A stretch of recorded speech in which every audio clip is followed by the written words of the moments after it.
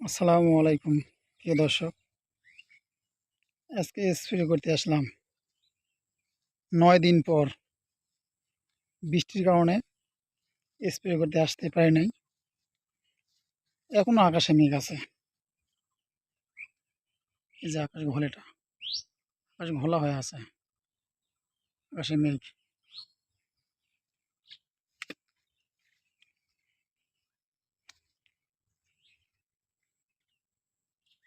আজকে তৃতীয় স্প্রে। আজকে ৩টে একসাথে স্প্রে করব।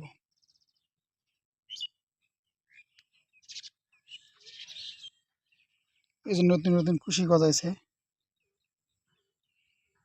আগে এরকম ছিল না, আগে অত্যন্ত খরা ছিল।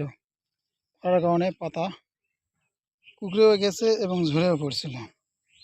এবং ওই ৩টা ওষুধ দেওয়ার কারণে কোকড়াটা একটু ছাড়ছে। এই যে নতুন কুশি বাড়াচ্ছে মরিচ গাছে।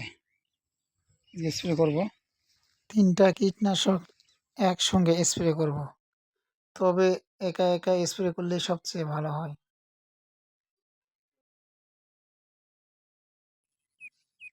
নতুন নতুন কুশি গজাইছে, আল্লাহর রহমতে অনেকটা সুস্থ। আগে তো এরকম ছিল না।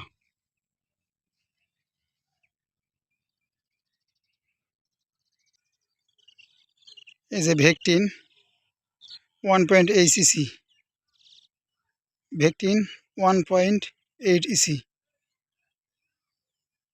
এটা স্প্রে করব।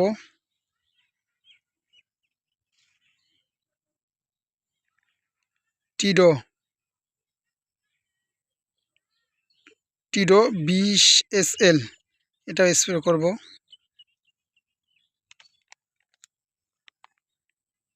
এবং পাইরিন 20 WP, এটা স্প্রে করব। 3টা একসঙ্গে মিশিয়ে স্প্রে করব।